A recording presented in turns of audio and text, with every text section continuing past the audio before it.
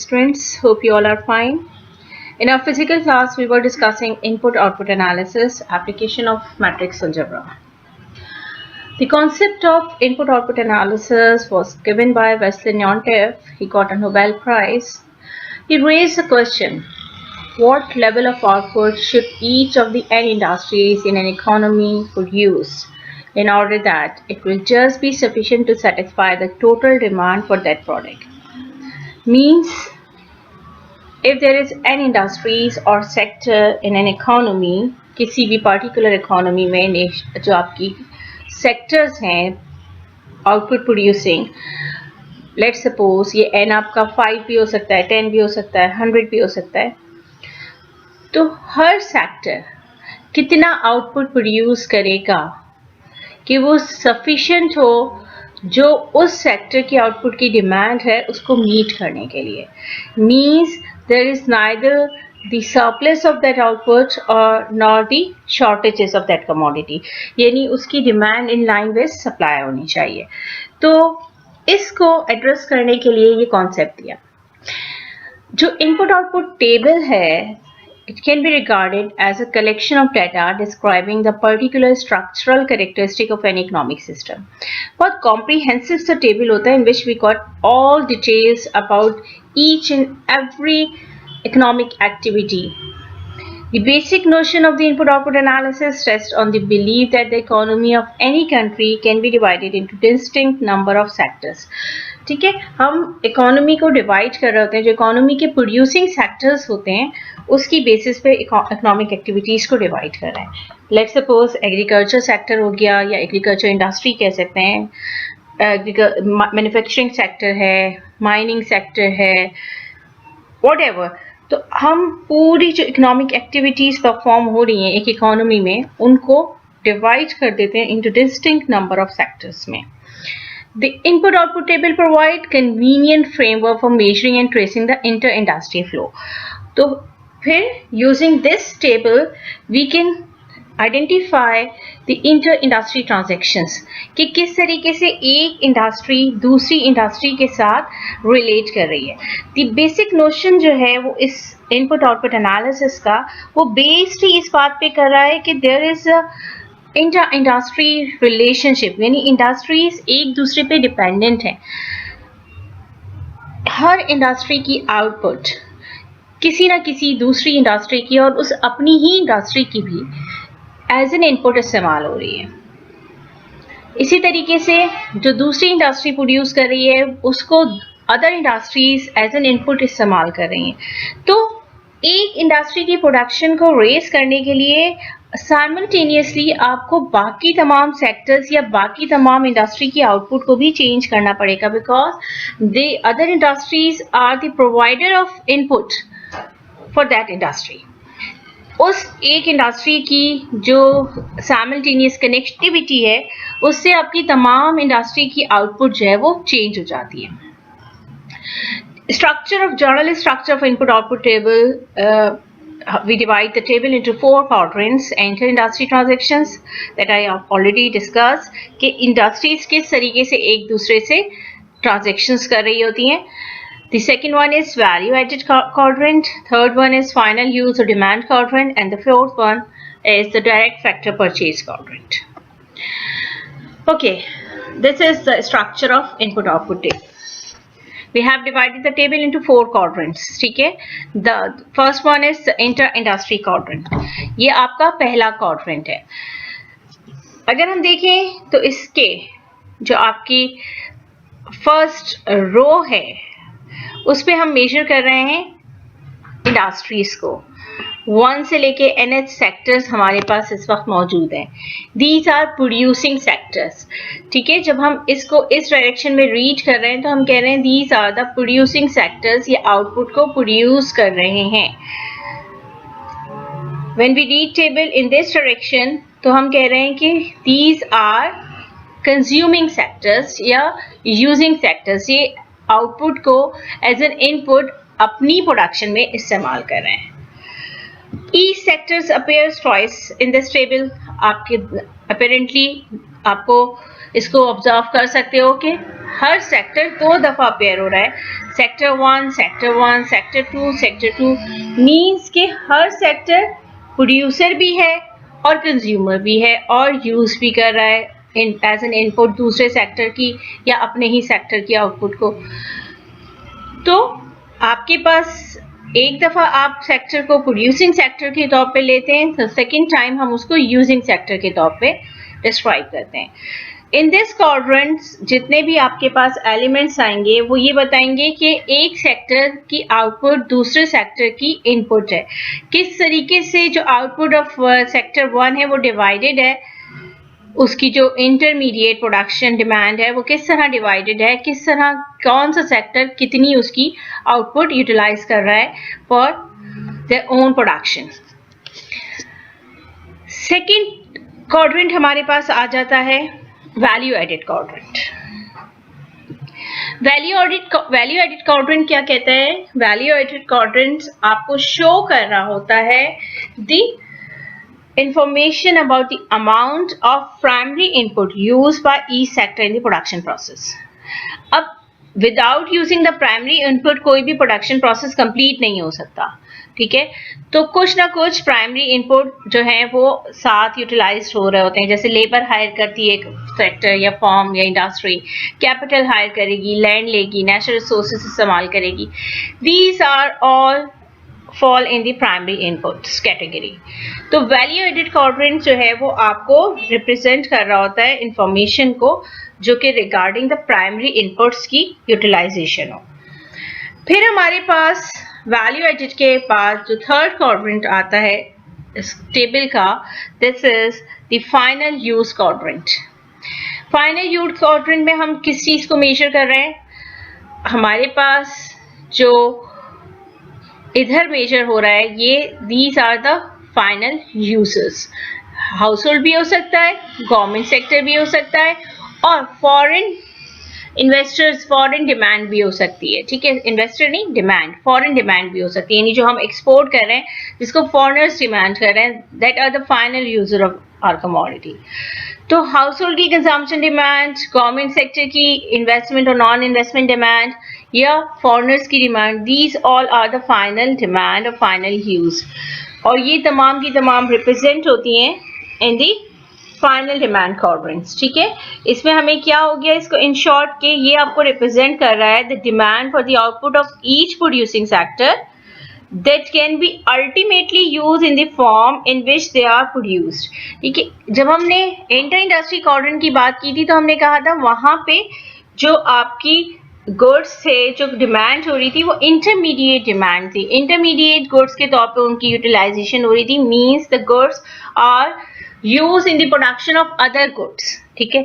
लेकिन जब हम इस फाइनल डिमांड की बात करते हैं तो हम क्या कहते हैं कि the goods ultimately use in the form in which they are produce, उसी फॉर्म में जिसमें प्रोड्यूस हुए उसमें वो यूज हो गए।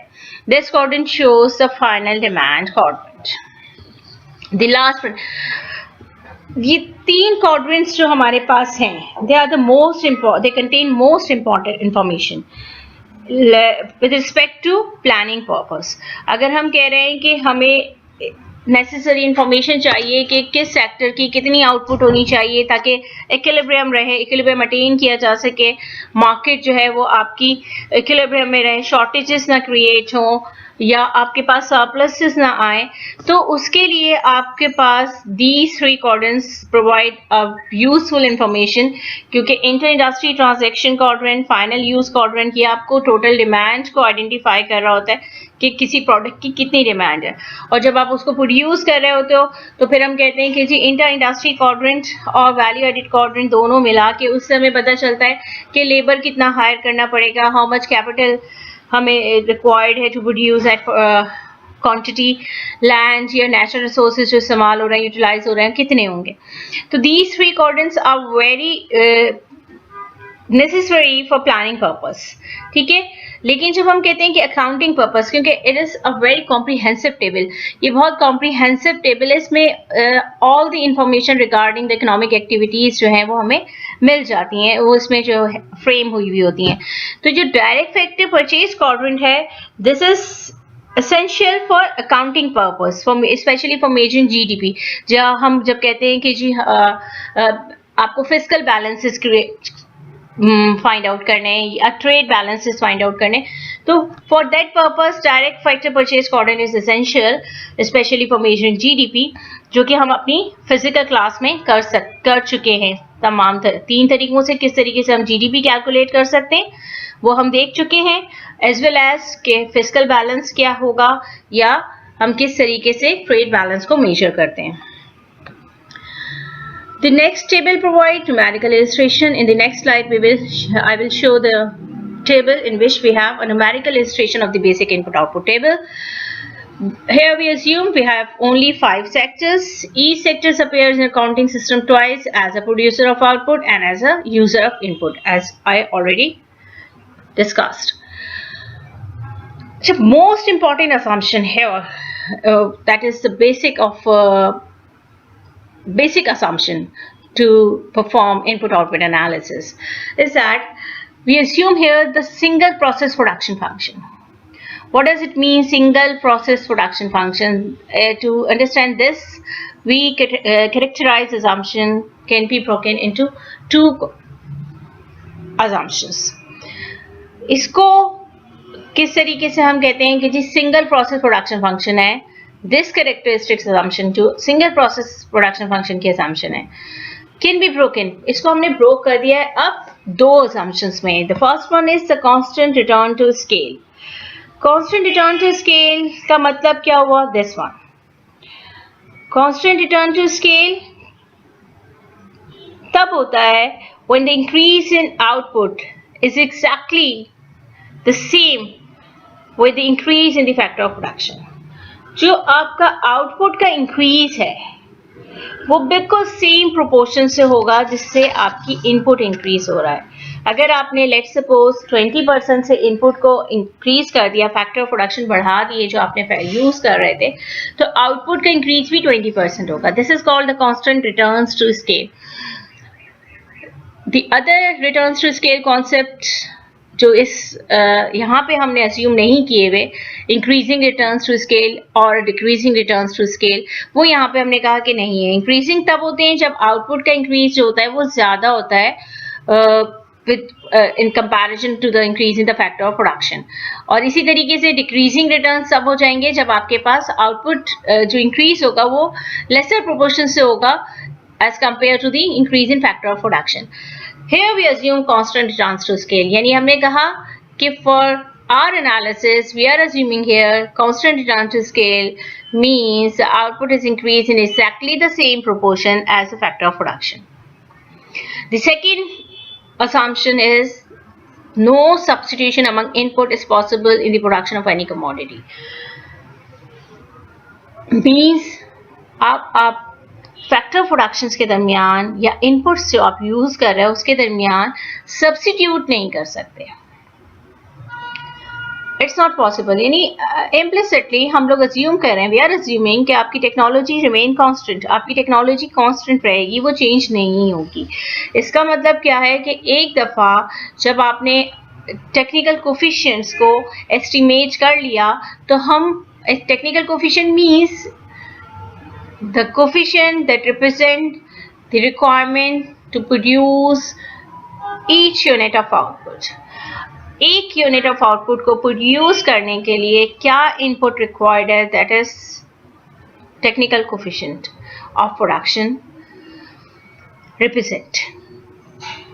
अब इसका मतलब क्या हो गया, अगर मैं कहती हूँ no substitution among inputs is possible in the context of, अगर इंटर इंडस्ट्री ट्रांजैक्शन के कॉन्टेक्स्ट में हम बात करें तो ऐसा नहीं हो सकता कि अगर let suppose agriculture sector manufacturing sector से 5 यूनिट लेता था और पावर सेक्टर से 3 यूनिट लेता था, तो for the production of a particular good, तो नेक्स्ट टाइम जब वो सेम यूनिट प्रोड्यूस करेगा तो वो पावर सेक्टर से 2 यूनिट कर दे और आपके जो मैन्युफैक्चरिंग सेक्टर है उससे 7 यूनिट कर दे। No, it's not possible. For each unit, हर एक यूनिट के लिए अगर पहले 5 यूनिट रिक्वायर्ड है तो 5 यूनिट ही चलेंगे, अगर पहले 3 यूनिट्स रिक्वायर्ड है तो 3 यूनिट्स ही रहेंगे।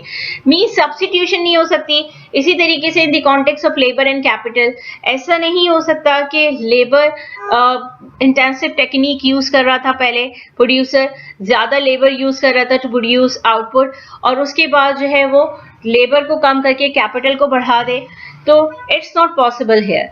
ठीक है, सब्स्टिट्यूशन जो है वो पॉसिबल नहीं है। पर यूनिट रिक्वायरमेंट लेबर की जो फर्स्ट यूनिट जिसकी बेसिस पे हम कोफिशिएंट्स कैलकुलेट करेंगे वो वही रहेगी, वो चेंज नहीं होगी। This is the table. Intermediate quadrant transactions जो हो रही हैं, this is the final use quadrant, value addition and the direct factor purchase quadrant. We have already discuss कि आपकी रो जब वाइज हम इसको रीड कर रहे हैं, it shows that agriculture is a producing sector. ठीक है, it shows agriculture is a producing sector and this shows agriculture sector is a using sector. अगर हम फर्स्ट रो को यहाँ पे एलिमेंट x11 को रीड करते हैं, it shows that 15 units of agriculture, the agriculture sector जो as an input output agriculture sector ने प्रोड्यूस किए हैं 15 units, agriculture sector itself use कर रहा है एज एन इनपुट। ठीक है, तो एग्रीकल्चर सेक्टर के 15 यूनिट एग्रीकल्चर सेक्टर ही यूज कर रहा है as an input to produce कितनी number of units, to produce 125 units, 125 unit produce करने के लिए 15 यूनिट्स एग्रीकल्चर सेक्टर से ही ले रहा है, यानी अपने ही सेक्टर से वो एज एन इनपुट 15 यूनिट्स दे रहा है to produce 125 units. Similar way agriculture sector manufacturing sector को 20 यूनिट्स दे रहा है, या मैन्युफैक्चरिंग सेक्टर एग्रीकल्चर सेक्टर से 20 यूनिट्स ले रहा है as an input to produce 100 units. ठीक है, you can observe that total inputs equals to total output here. ठीक है, जो उसकी total inputs है वो total output के बराबर है। It shows there is a perfect competition in which total revenue is equals to total cost. आपकी total revenue total cost के बराबर होती है, तो आपकी हमेशा जो total output है वो total input के बराबर होगी। We are measuring these in term of unit। अगर हम इसको जर्नल प्राइस लेवल से मल्टीप्लाई करेंगे तो हमारे पास इसको हम क्वांटिफाई कर देंगे इन टर्म ऑफ रुपी। तो यहाँ पे हमने कहा टोटल कॉस्ट और टोटल इनपुट और टोटल आउटपुट जो है वो आपकी बराबर है। We are dealing with the perfect competition here. Further agriculture sector का पावर सेक्टर को कोई भी आउटपुट यूनिट जो है वो नहीं दे रहा, पावर सेक्टर को रिक्वायर्ड नहीं है फ्रॉम एग्रीकल्चर सेक्टर से कोई भी आउटपुट या कोई भी input from agriculture sector. Power sector जो है वो कुछ भी नहीं ले रहा। ट्रांसपोर्टेशन सेक्टर जो है वो एग्रीकल्चर सेक्टर से कितने ले रहा है, 10 यूनिट्स ले रहा है। ठीक है, 10 यूनिट ट्रांसपोर्टेशन सेक्टर ले रहा है फ्रॉम एग्रीकल्चर से टू प्रोड्यूस कितने unit, 50 units.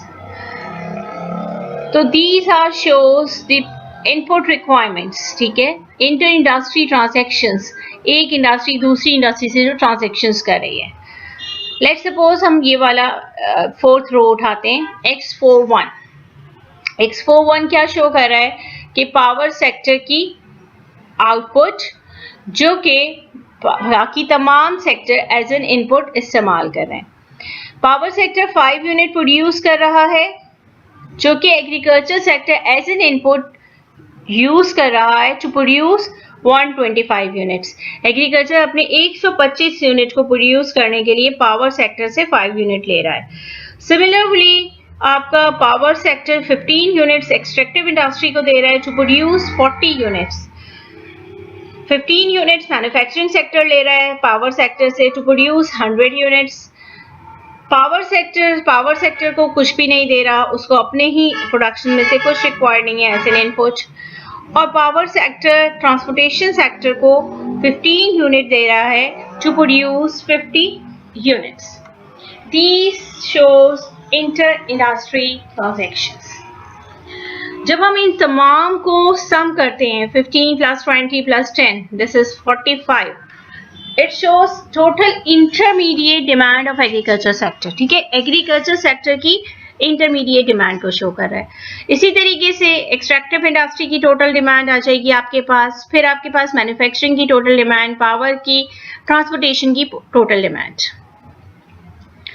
Come to the final use demand quadrant. Agriculture sector के 35 units household sector, household consumption के तौर पे डिमांड कर रहे हैं, ठीक है। ये क्या है? ये अल्टीमेट डिमांड है, जिसमें एग्रीकल्चर सेक्टर ने जो प्रोड्यूस किया है उसी फॉर्म में हाउस होल्ड जो है वो उसको कंज्यूम कर रहा है। फिर आपके पास इन्वेस्टमेंट, नॉन इन्वेस्टमेंट एक्सपेंडिचर है, this shows government sector demand. Government sector जो है वो 15 यूनिट्स डिमांड कर रहा है, 10 for investment and 10 for non investment expenditures. जो फॉरेनर्स डिमांड कर रहे हैं फॉर द एग्रीकल्चर प्रोडक्ट, वो आपकी 30 यूनिट्स हैं। तो ये 30 यूनिट्स एक्सपोर्ट हो रहे हैं, ये फॉरेन डिमांड है। तो टोटल आपकी फाइनल डिमांड कितनी हो गई? 80 units is the total final demand for agriculture sector. और एग्रीकल्चर सेक्टर का टोटल आउटपुट क्या है? 80 units agriculture sector final users की डिमांड को मीट करने के लिए प्रोड्यूस कर रहा है, और 45 यूनिट इंडस्ट्रीज की डिमांड को सेटिस्फाई करने के लिए प्रोड्यूस कर रहा है। Means the total output of agriculture sector is 125, ठीक है जी।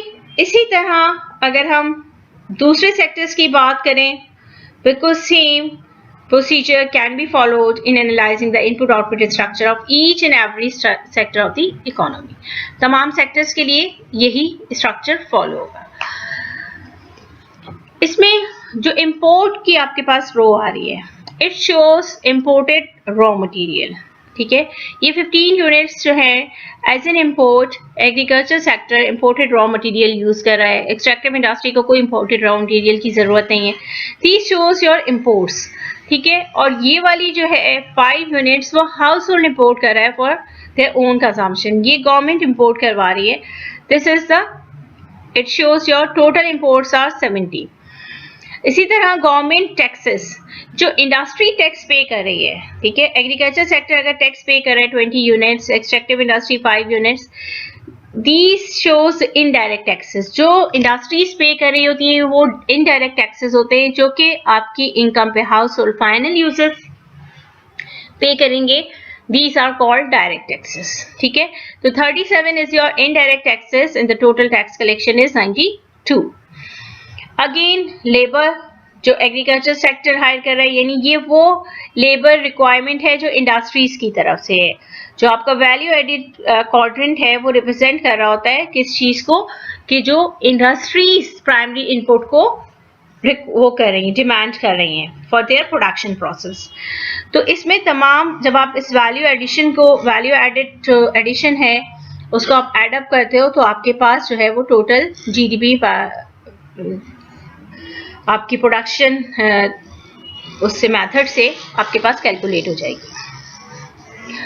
इसके बाद जो लास्ट क्वाड्रेंट था, जो हमने कहा कि for accounting purpose it is necessary, but for planning purpose और to plan the output of every sector to satisfy the demand that are created in the economy, or to attain the equilibrium कि आपकी demand और supply जो है वो equate रहे, तो उसके लिए तो आपके पास ये 3 क्वाड्रेंट्स जो थे वो आपको बहुत हेल्पफुल थे। लेकिन जो अकाउंटिंग पर्पस के लिए हमने कहा कि ये भी है, क्योंकि हमें बता रहा है कि डायरेक्ट टैक्सेस कितने पे हो रहे हैं, इसके अलावा जो आपके पास गवर्नमेंट एक्सपेंडिचर्स हैं वो कितने हैं, टोटल गवर्नमेंट एक्सपेंडिचर्स कितने हैं, टोटल हाउस होल्ड एक्सपेंडिचर्स कितने हैं। तो फॉर द मेजरिंग जीडीपी हमें जो हम कहते हैं कि total y is equals to c plus, अगर हम एक्सपेंडिचर अप्रोच की बात करें c plus i plus g, तो उसमें investment expenditures, c household की कंजम्पशन, g आपकी government expenditures, export net export यानी इंपोर्ट माइनस एक्सपोर्ट। तो ये इंफॉर्मेशन आपको रिक्वायर्ड होती है फॉर दैट पर्पस। आज के लेक्चर में हम जो फोकस करेंगे, क्योंकि हम अब चाह रहे हैं कि किस तरीके से जो है वो आउटपुट इंडस्ट्री की हम कैलकुलेट कर सकते हैं कि किस इंडस्ट्री को कितना आउटपुट प्रोड्यूस करना चाहिए, तो we are focusing on intermediate use and the final use quadrant. First of all, we will discuss technical coefficients. What are the technical coefficients? The input requirement per unit of outputs is simply the per unit requirement of inputs. Mathematically अगर हम लिखें तो AIJ, A shows the technical coefficient. XIJ represent the actual number of unit of good I used by the industry J as indicated by a figure in the ith row and jth column of transaction matrix. अगर हम यहाँ पे देखें XIJ, ठीक है, हमारे पास first row first column X11, तो ये आपको बता रहा है this is the X11 divided by जो आपके पास XJ 125, तो आपके पास AIJ निकल के आएगा. That shows the technical coefficient of agriculture sector. ठीक है, XJ equals the total output of industry J as indicated by the last figure in the jth row of the input output table. जो हमारे पास last figure आ रही थी वो आपकी उसकी total output को शो कर रहा था. हमने कहा अगर वो 125 यूनिट प्रोड्यूस करने के लिए 15 यूनिट्स ले रहा है तो फिर एक यूनिट के लिए क्या होगा 15 डिवाइडेड बाय 125. इस तरीके से हम मैट्रिक्स ऑफ टेक्निकल कोफिशिएंट यानी input requirement per unit of output जो है वो कैलकुलेट करेंगे और हमारे पास क्या बनेगा. इस तरह जो मैट्रिक्स ऑफ टेक्निकल कोफिशिएंट होगा वो n बाय n का आपके पास एलिमेंट्स होंगे हमारे पास, क्योंकि यहाँ पे 5 सेक्टर्स हैं तो आपके पास 25 टेक्निकल कोफिशिएंट्स एस्टिमेट होके आएंगे. ठीक है, A11 का एक कोफिशिएंट यानी आपके पास एग्रीकल्चर सेक्टर के 5 कोफिशिएंट्स कैलकुलेट होंगे. इसी तरीके से मैन्युफैक्चरिंग सेक्टर के 5 कैलकुलेट होंगे. फिर आपके पास जो अदर सेक्टर था extractive industry, power sector, transportation, सबके 5-5 कोफिशिएंट्स एस्टिमेट होंगे क्योंकि 5 इंडस्ट्रीज आपने इस वक्त अज्यूम की हुई हैं. जितनी इंडस्ट्रीज होंगी उसी के हिसाब से उनके टेक्निकल कोफिशिएंट्स जो हैं वो हम कैलकुलेट कर लेंगे और फिर हमने उसको उसी फॉर्म में लिख दिया. These are the calculated technical coefficient for our example. 15 divided by 125.12 agriculture sector का कोफिशिएंट फॉर एग्रीकल्चर सेक्टर के लिए ही. एक्सट्रैक्टिव इंडस्ट्री से क्योंकि वो कुछ नहीं ले रहा था पर यूनिट रिक्वायरमेंट 0 है तो इसका कोफिशिएंट भी 0 हो जाएगा. इसके बाद मैन्युफैक्चरिंग सेक्टर क्योंकि एग्रीकल्चर से 20 यूनिट्स ले रहा था टू प्रोड्यूस 100 यूनिट्स तो इसका कोफिशिएंट जो है वो 0.20 है. पावर सेक्टर को भी कुछ रिक्वायर्ड नहीं था तो पावर सेक्टर का कोफिशिएंट भी 0 हो जाएगा. ट्रांसपोर्टेशन सेक्टर 10 यूनिट्स ले रहा था एग्रीकल्चर से टू प्रोड्यूस 50 यूनिट्स तो जो टेक्निकल कोफिशिएंट है for transportation sector is 0.20. This is the technical coefficient of transportation sector. These are the technical coefficient for power sectors. Similarly for manufacturing sector. These are for extractive industry or sector or these are for agriculture sectors. तो हमारे पास ये technical coefficients का एक matrix बन गया है जिसको हम किससे denote करते हैं, symbolize किससे करते हैं, हम इसको कैपिटल A से. ठीक है, इसको हम कैपिटल A से जो है वो मैट्रिक्स ऑफ टेक्निकल कोफिशिएंट जो होता है वो रिप्रेजेंट किया जाता है. हमारे पास रिक्वायरमेंट का जो मैट्रिसेस था वो हमने X लिया था जो कि X11 X22 जो रिक्वायरमेंट को शो कर रहा था to produce a particular amount कितना रिक्वायर्ड है, टोटल रिक्वायर्ड. लेकिन जब हम टेक्निकल कोफिशिएंट की बात करते हैं तो it shows the per unit requirement. ठीक है, फिर वो ये बता रहा होता है कि एक यूनिट प्रोड्यूस करने के लिए कितना रिक्वायर्ड है. And the matrix of technical coefficient is denoted by capital A.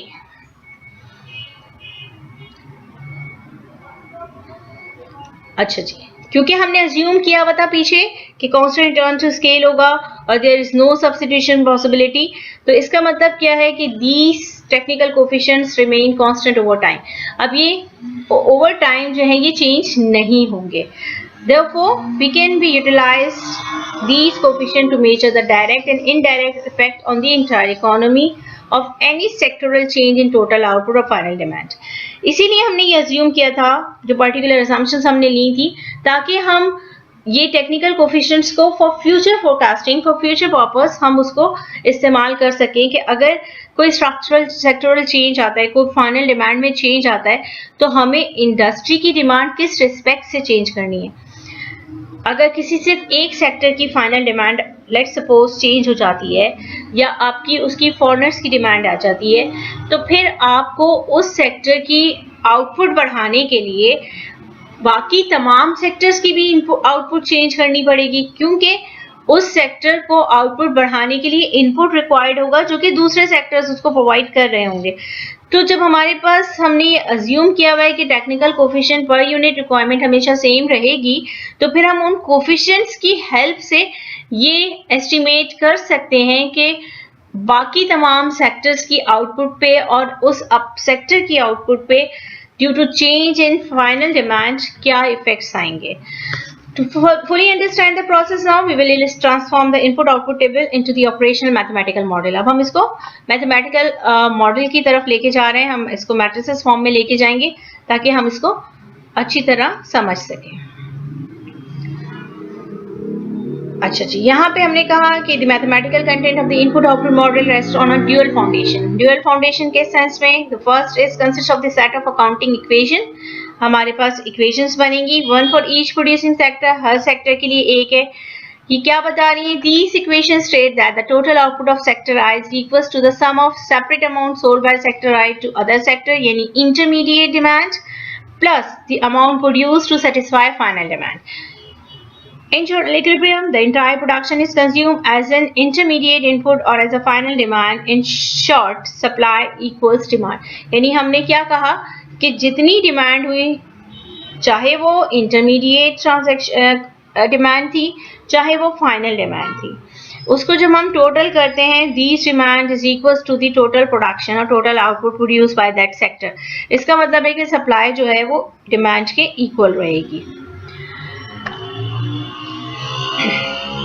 Here we measure the annual rate of total output. ठीक है, XI जो था वो हमारे पास टोटल आउटपुट थी of industry I. XIJ represent the amount of the product of industry I absorbed annually as an intermediate input by industry J, जो हमारे इंटर इंडस्ट्री ट्रांजेक्शन्स के एलिमेंट से X11, X12, तो these are the, इसको हमने generalise form में लिखा कि XIJ, कि वो ये रिप्रेजेंट कर रहा है कि इंडस्ट्री I कितना एब्जॉर्ब कर रही है annually as an intermediate input by industry J, और जो YI है that shows the final demand.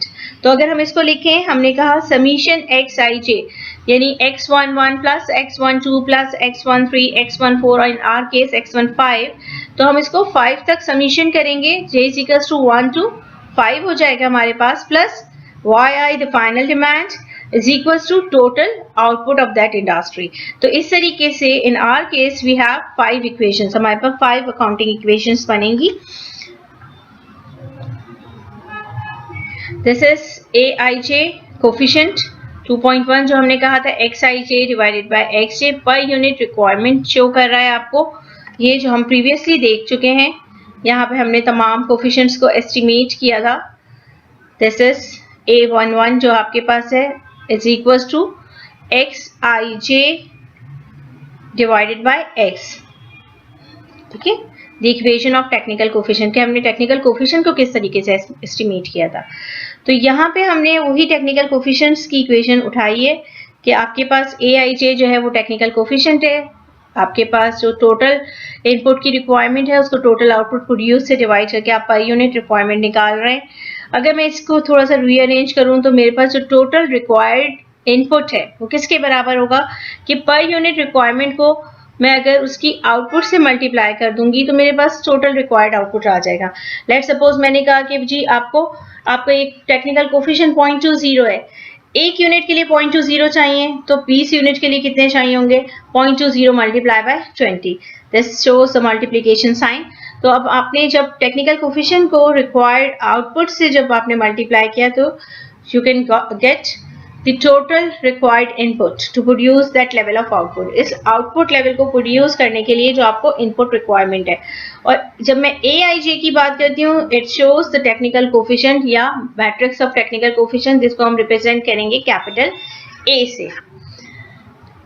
ये हमारे पास इक्वेशन थी जिसमें हमने कहा it is shows the intermediate demand XIJ, ठीक है, summation XIJ X11 plus X12 plus X13 plus X14 plus X15 in our case plus YI final demand is equals to XI the total output.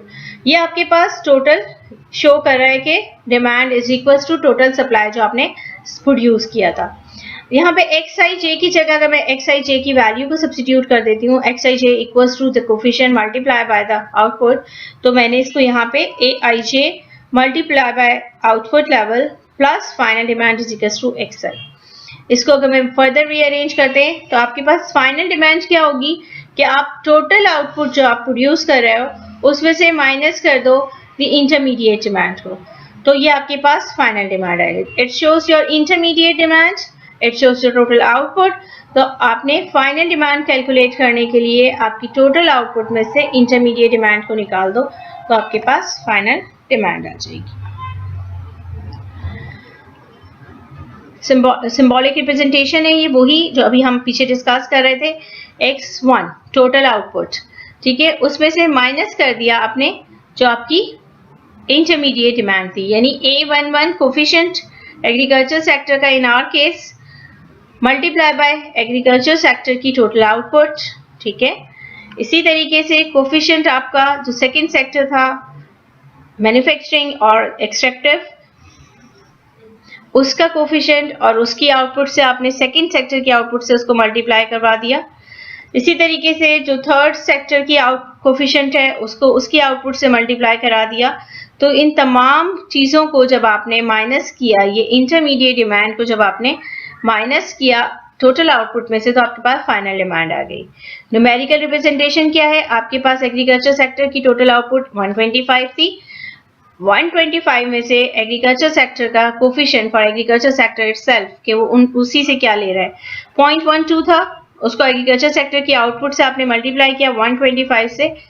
ठीक है, minus the second sector that was I think extractive industry, उसका zero coefficient था.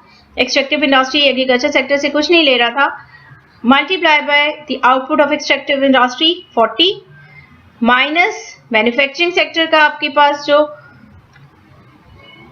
Coefficient है, ठीक है, multiply the output of manufacturing sector, उससे multiply कर दिया, माइनस जो आपके पास पावर सेक्टर का कोफिशिएंट है multiply by the output of power sectors, and finally the transportation sector coefficient multiply by the output of transportation sector. जब हम इन तमाम को माइनस करवा देते हैं टोटल आउटपुट में से जो एग्रीकल्चर सेक्टर प्रोड्यूस कर रहा था, और ये तमाम का तमाम आपके पास इंटरमीडिएट डिमांड को शो कर रहा था, तो आपने टोटल आउटपुट में से इंटरमीडिएट डिमांड को माइनस करवाया तो आपके पास फाइनल डिमांड आ गया. और इसको हम रिकंसाइल कर सकते हैं फ्रॉम द टेबल, क्योंकि हमारे पास इस वक्त तमाम इंफॉर्मेशन ऑन द टेबल मौजूद है.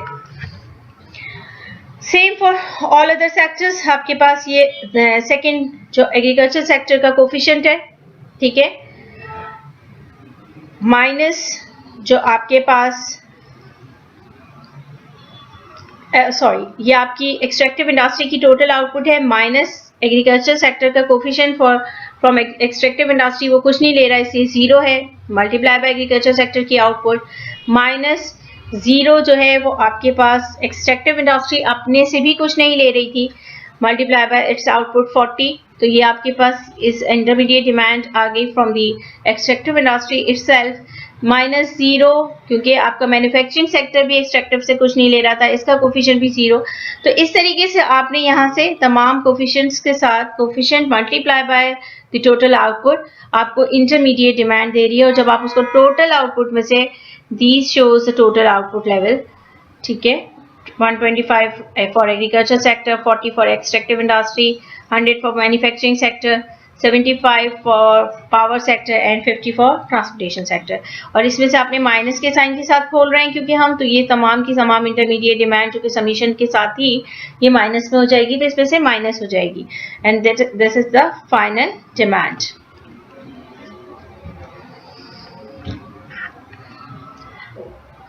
ओके, अब हमने इसी को फॉर कन्वीनियंस अपनी कन्वीनियंस के लिए हमने इसको मैट्रिक्स की फॉर्म में लिख दिया, और मैट्रिक्स नोटेशन और वेक्टर नोटेशन में. एक्स बार क्या है हमारे पास, X bar is the vector है रिप्रेजेंट द कॉलम वेक्टर, जो कि आपकी टोटल आउटपुट को शो कर रहा होगा ऑफ जितने भी आपके पास सेक्टर्स हैं. Here you have 5 sectors. Minus square matrix, matrix of technical coefficient, क्योंकि हमारे पास स्क्वायर मैट्रिक्स बनेगा हमेशा आपके पास जितने प्रोड्यूसिंग सेक्टर्स हैं वो तमाम के तमाम आपके यूजिंग सेक्टर्स भी हैं, तो आपके पास हमेशा एक स्क्वायर मैट्रिक्स आएगा और जब उससे आप टेक्निकल कोफिशिएंट का मैट्रिक्स एस्टिमेट करोगे तो वो भी स्क्वायर मैट्रिक्स आएगा. तो माइनस स्क्वायर मैट्रिक्स आपके पास ये मैट्रिक्स ऑफ टेक्निकल कोफिशिएंट है. अगेन उसको हमने आउटपुट से मल्टीप्लाई करवाएंगे to find out the final demand, sorry intermediate demand. तो ये आपके पास matrix of technical coefficient multiply by matrix of output आपको क्या दे रहा है, इंटरमीडिएट डिमांड. आपकी आउटपुट में से इंटरमीडिएट डिमांड को माइनस करते हैं तो हमारे पास कौन सा वेक्टर आ जाएगा, ये आपके पास फाइनल डिमांड का वेक्टर आ जाएगा. It's also a column vector for final demand. ठीक है, तो ये हमने जो प्रीवियसली देखी थी इक्वेशन, इसी को हमने मैट्रिक्स नोटेशन में लिखा है. अगर हम इसको देखें तो ये भी आपके पास वेक्टर है. हमारे पास इक्वेशंस बन रही हैं 1 से लेके आई जो है 1 से लेके 5 तक है हमारे पास. तो अगर हम इसको मैट्रिसेस फॉर्म में लिखेंगे, this is a column vector, it's also a column vector x bar minus ये आपके पास A मैट्रिक्स है, तो समीशन Aij जो j is equals to 1 to n, this is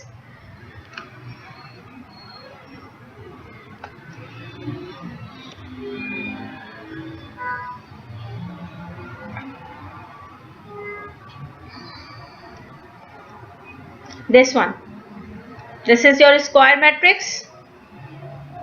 ठीक है, क्योंकि आपके पास जो टेक्निकल कोफिशिएंट का मैट्रिक्स आएगा जब मैं इसको लिखूंगी तो this is the square matrix A multiply by ये आपके पास कॉलम वेक्टर है, क्योंकि ये आपके पास किसका आउटपुट का मैट्रिक्स है x बार, फिर आपके पास ये क्या है, ये भी x बार है आपके पास,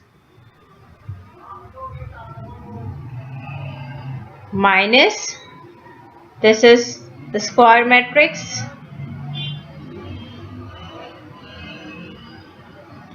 and this is the vector of final demand. y I आपके पास यहाँ पे क्या है, फाइनल डिमांड है, तो वेक्टर है हमारे पास, तो हम इसको भी बार से शो करेंगे.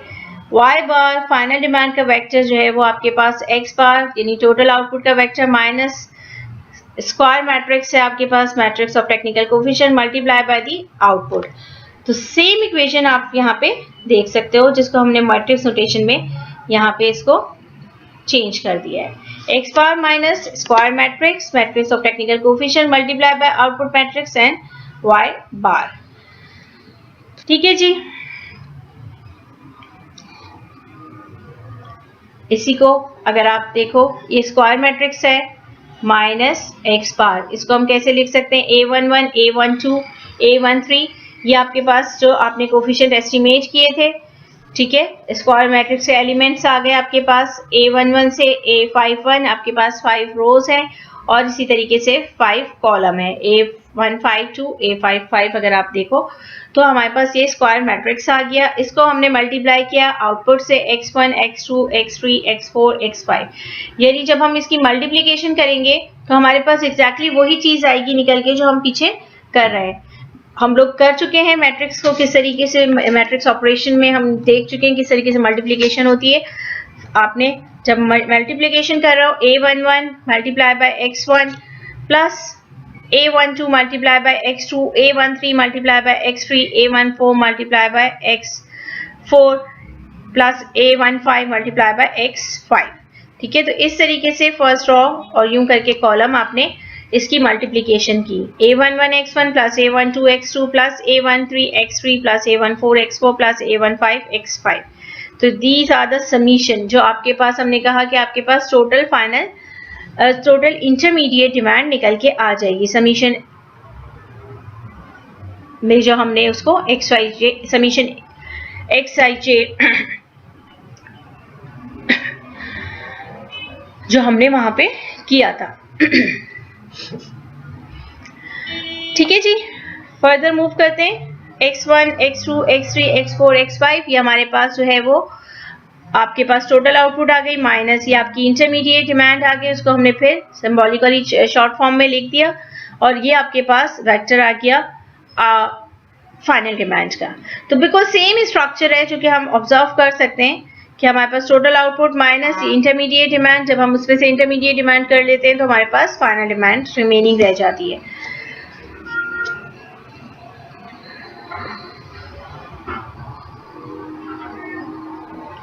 अच्छा जी, अगर मैं इसको जो हमारे पास previously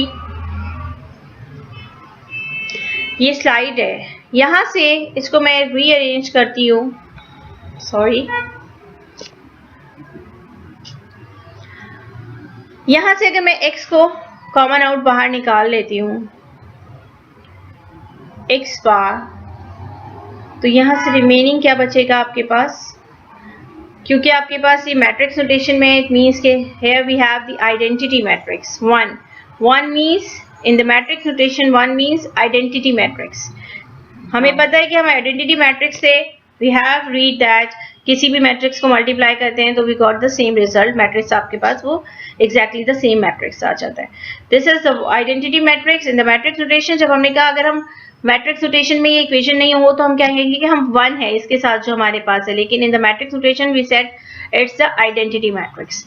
I minus square matrix आपके पास A, ठीक है, I minus A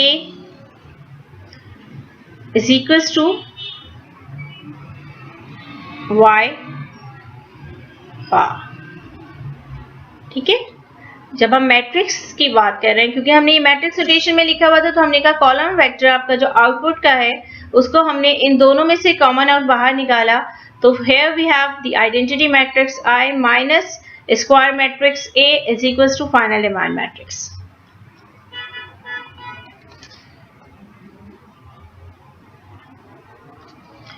I minus A for in our example क्या हो जाएगा, identity matrix are those matrix जिनके प्राइमरी डायगोनल्स होते हैं वो 1 होंगे and other than the primary diagonal all elements are equals to 0। तो ये आपने I minus A matrix of technical coefficient में से आपने I माइनस A को निकाल लिया, this is I minus A। आपके पास जितने भी मैट्रिक्स ऑफ टेक्निकल कोफिशिएंट के एलिमेंट्स हैं ये हमने यहाँ पे उसको लिखा, आपने उसी में से 1 to 1 आपके पास जो सब्ट्रैक्शन होती है वो 1 to 1 एलिमेंट टू एलिमेंट होती है, 1 minus 1.12, 0 minus 0 equals to 0, again 0 minus 0.20 minus का साइन आ जाएगा आपके पास, 0 minus 0 again 0, 0 minus 0.20 minus to 0, फिर आपके पास 0 minus 0 equals to 0, 1 minus 0 equals to 1।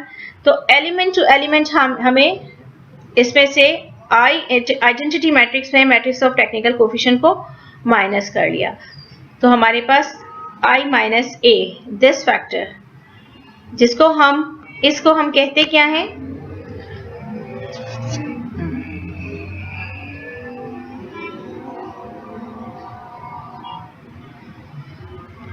This one it is called identity में से जब हम मैट्रिक्स ऑफ टेक्निकल कोफिशिएंट को माइनस करते हैं this is called the Leontief matrix. इसको चेंज कर दें, if you wanna calculate the total output level, अगर हमें आउटपुट नहीं पता कि इंडस्ट्री में कितना आउटपुट प्रोड्यूस हो रहा है तो वी कैन फाइंड आउट कि कितनी प्रोडक्शन हो रही है ईच सेक्टर की, if we know the technical coefficient. अगर हमें टेक्निकल कोफिशिएंट हमने एस्टिमेट किए हुए हैं, हमें टेक्निकल कोफिशिएंट हमारे पास अवेलेबल है और फाइनल डिमांड हमें उसकी पता है, तो we can calculate the output. X bar के लिए जब मैं इस इक्वेशन को सॉल्व करूंगी तो मेरे पास किस तरह इक्वेशन चेंज हो जाएगी, ये X bar is equals to Y bar और 1 माइनस ए, यानी identity minus the matrix of technical coefficient, ये हमारे पास डिनोमिनेटर में आ गया है। बोथ साइड हमने इससे मल्टीप्लाई करा दिया, इधर से कैंसिल आउट हो जाएगा, डिवाइड करा दिया, इधर से कैंसिल आउट हो जाएगा, and here we have Y bar divided by identity minus the matrix of technical coefficient. ठीक है, अब हमारे पास I minus A this is called the expression I minus A. इसको जब हम ऊपर लेके आएंगे, this is called the inverted Leontief matrix. It shows the inverse of a matrix.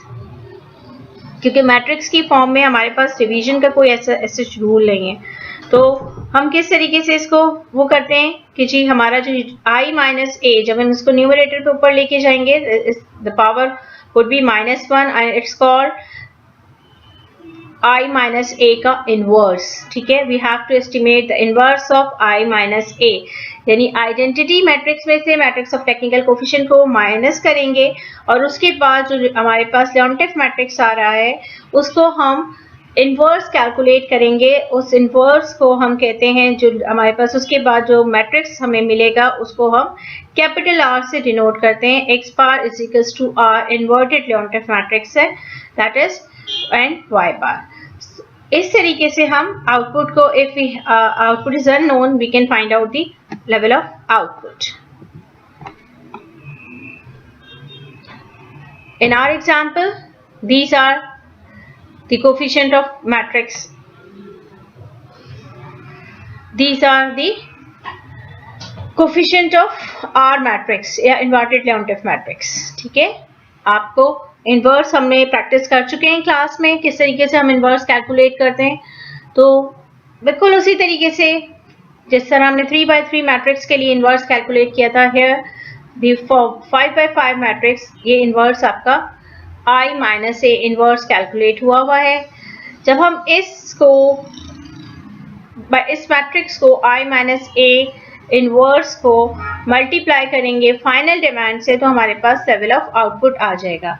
In the previous equation we have x bar total output is equals to R matrix यानी inverted Leontief matrix multiply by the final demand. जो vector of final demand है ये आपके पास square matrix बनेगा, क्योंकि आपके पास जो है स्क्वायर मैट्रिक्स लेके चल रहे हैं, उसी की कोफिशिएंट जब आप इनवर्स कैलकुलेट करोगे you got a square matrix. तो x बार जब आप square matrix of inverted Leontief matrix को जब आप वेक्टर ऑफ फाइनल डिमांड से मल्टीप्लाई कराते हो तो आपके पास टोटल आउटपुट निकल के आ जाती है. Here you can see that x1 is equals to 1.19 और the matrix of final demand क्या था हमारे पास, 80, 40, 45, 25, 15. This is the matrix of final demand. Multiply कर रहे हैं हम इससे मैट्रिक्स ऑफ फाइनल डिमांड से. Matrix of final demand for y1 sector 1 that was 80, y2 sector 2, y3 and so on so forth. In our example we have y5. okay, तो जब हमने इसको मल्टीप्लाई कराया, this is your R matrix या inverted Leontief matrix. ठीक है, इसके जो एलिमेंट्स हैं उसको हम स्मॉल r से रिप्रेजेंट करेंगे. r11 small r11, r12, r13, r14, r15. ठीक है, जब हमने इसको इससे मल्टीप्लाई किया 1.19, y1 वी हैव y1 कितना था हमारे पास, 80 था. ठीक है, 1.19 multiply by 80 plus 0.11 multiply by y2 हमारे पास 40 था. ये फाइनल डिमांड है ईच सेक्टर की. जब हम इसको मल्टीप्लाई करते रहेंगे, जो एक्सट्रैक्टिव इंडस्ट्री की फाइनल डिमांड थी वो 40 थी, मैन्युफैक्चरिंग की फाइनल डिमांड 45 थी, आपकी पावर सेक्टर की 25. तो हमारे पास टोटल आउटपुट निकल के आ सकता है. यू कैन चेक कि हमारे पास जब हम इसको सॉल्व करते हैं तो हमारे पास वही आउटपुट लेवल निकल के आएगा जो टेबल पे हमारे पास अपेरेंट है, जो हमारे पास टेबल में गिवन है. तो आप इसको रीचेक कर सकते हो यूजिंग द सेम प्रोसेस. आपको प्रैक्टिस होनी चाहिए to calculate the output level और to calculate the change in output level. अब change in output level means कि same equation जो हमने कहा, अगर हमारे पास यहाँ पे हमने फाइनल डिमांड का वेक्टर लिया हुआ है, इस पूरी इक्वेशन को अगर मैं चेंज से मल्टीप्लाई करवा दूं, ठीक है, हमारे पास 2.8 जो 2.8a थी, इसको अगर मैं चेंज से मल्टीप्लाई कराऊं, चेंज आपके पास कोफिशिएंट्स पे अप्लाई नहीं होता. ठीक है, दोनों तरफ आपके वेरिएबल्स जो है उस पे अप्लाई होगा. This is the total output. Change in total output आपके कोफिशिएंट का matrix, these are the constants, constant पे चेंज अप्लाई नहीं होता, चेंज इन YJ यानी फाइनल डिमांड में चेंज। तो जब आप फाइनल डिमांड के चेंज के मैट्रिक्स से जो लियोनटिफ इन्वर्टेड लियोनटिफ मैट्रिक्स के कोफिशिएंट है उसको मल्टीप्लाई कराओगे तो you got the change in output. अब आपके पास चेंज इन आउटपुट आएगा, not the level of output. ठीक है, here the last symbol shows change in the final demand, change in Y, the change in total output, change in X. For example, if the demand for the product of the manufacturing industry, manufacturing हमारे पास industry 3 थी, sector 3 था, हमने कहा अगर manufacturing industry की were expected to increase or were planned to increase, expectations हैं कि उसकी जो demand है वो 10 units से, जो final demand है उसमें 10 units का change आएगा इन द नेक्स्ट अकाउंटिंग और प्लानिंग पीरियड। जब आप जा रहे हो गिवन, आपने कहा कि या आपने प्लान किया कि हमें मैन्युफैक्चरिंग की आउटपुट 10 यूनिट से बढ़ानी है, ठीक है, सिर्फ पैरिबस और कुछ नहीं है, बस आपने ये अज्यूम किया है कि जी इस साल जो हमारे पास अब कमिंग ईयर है हमें मैन्युफैक्चरिंग की आउटपुट 10 यूनिट से रेस करनी है। तो उसकी 10 यूनिट से आउट फाइनल डिमांड का जो चेंज आया है उसके लिए how much additional total output would have to be produce by all 5 sectors, बाकी तमाम के सेक्टर्स पे क्या चेंज आएगा वो हम किस तरह कैलकुलेट कर सकते हैं। सेम वही इक्वेशंस हैं, चेंज इन एक्स आई, लेकिन अब बजाय इसके कि हम फाइनल डिमांड के वेक्टर से उसको मल्टीप्लाई करते हैं, हमने चेंज इन फाइनल डिमांड का वेक्टर से मल्टीप्लाई करा है। ठीक है, जब हम चेंज इन फाइनल डिमांड की बात करते हैं, चेंज इन फाइनल डिमांड जो पहले सेक्टर में था वो 0 था, तो ये आपके पास पूरा का पूरा खत्म हो गया। चेंज इन Y2 भी आपके पास क्योंकि 0 था तो ये भी आपके पास खत्म हो गया। चेंज 0 से आप मल्टीप्लाई करते जाओगे तो आपके पास 0 ही लेफ्ट ओवर होगा। Y3 का जो चेंज है वो change in Y3 is equal to 10, तो जब आप यहाँ पे 10 10 10 सब्स्टिट्यूट करोगे, अगेन इसमें भी कोई चेंज नहीं है, इसमें भी कोई चेंज नहीं है, तो आपके पास 4 यूनिट्स जो हैं आपने कहा चेंज इन आउटपुट निकल के आ जाएगी। अब आप इस पे ऑब्जर्व कर सकते हो कि हमने एक बात की है कि सिर्फ और सिर्फ मैन्युफैक्चरिंग सेक्टर की अगर हमें डिमांड को 10 यूनिट से इंक्रीज करना है, लेकिन हुआ क्या कि 10 यूनिट से मैन्युफैक्चरिंग की डिमांड को इंक्रीज करने के लिए आपको 4 यूनिट से एग्रीकल्चर को भी इंक्रीज करना पड़ा, क्योंकि एग्रीकल्चर सेक्टर को मैन्युफैक्चरिंग सेक्टर्स को as an input further production के लिए आपको रिक्वायर्ड था एग्रीकल्चर सेक्टर से। एक्सट्रैक्टिव इंडस्ट्री का क्योंकि उसको कुछ रिक्वायर्ड ही नहीं था, उसका कोफिशिएंट 0 था, मैन्युफैक्चरिंग एक्सट्रैक्टिव इंडस्ट्री से कुछ भी नहीं ले रहा था, इसलिए उसकी प्रोडक्शन पे कोई फर्क नहीं पड़ा क्योंकि उनके आपस में इंटर इंडस्ट्री ट्रांजैक्शंस नहीं थी, तो वो इंडस्ट्रीज रिलेट नहीं कर रही थी, इसलिए उसकी प्रोडक्शन पे, एक्सट्रैक्टिव इंडस्ट्री की प्रोडक्शन पे मैन्युफैक्चरिंग की प्रोडक्शन चेंज करने से कोई फर्क चेंज नहीं आया।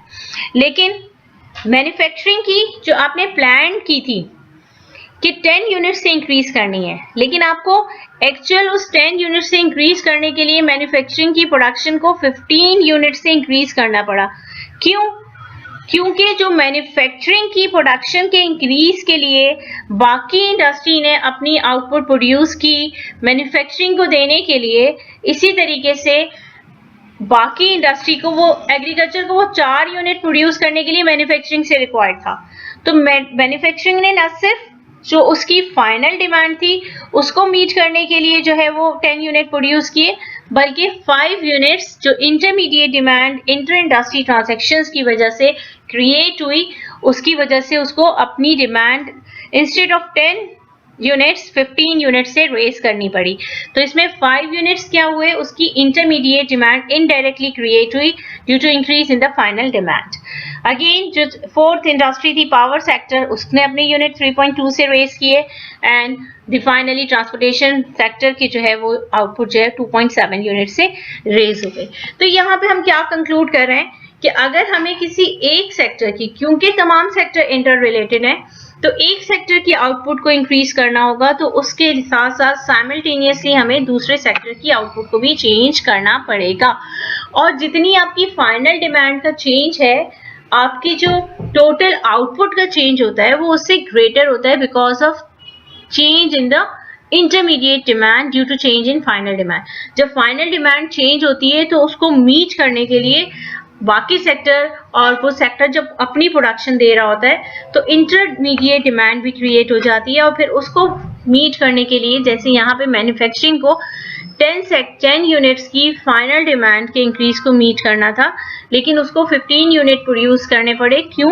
क्योंकि 5 यूनिट्स इस प्रोसेस में उसकी इंटरमीडिएट डिमांड जनरेट हुई। तो टोटल जो इंक्रीज आया मैन्युफैक्चरिंग की आउटपुट में वो 15 यूनिट्स का आया। That's all for today. Thank you.